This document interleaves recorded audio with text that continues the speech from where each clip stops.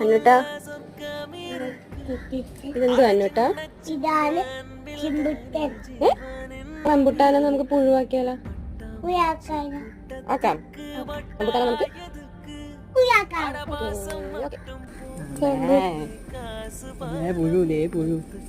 പുഴുവിന് രണ്ട് കൊമ്പ് വെച്ച് കൊടുക്കണം. കൊമ്പ് അയ്യോ പുഴു ഞാൻ നിന്റെ പുഴുവിനെ എടുത്ത് ചെടിയിൽ വെച്ചു. അയ്യോ പുഴുവിന് ചെടി വെക്കാൻ പറ്റില്ല, കണ്ണ് വെക്കാൻ പറ്റും. പുഴു ചെടിയെല്ലാം തിന്ന് തീർക്കും. പുഴുവാണത്. അതെന്തുകൊണ്ടുണ്ടാക്കിയേക്കണ പുഴു?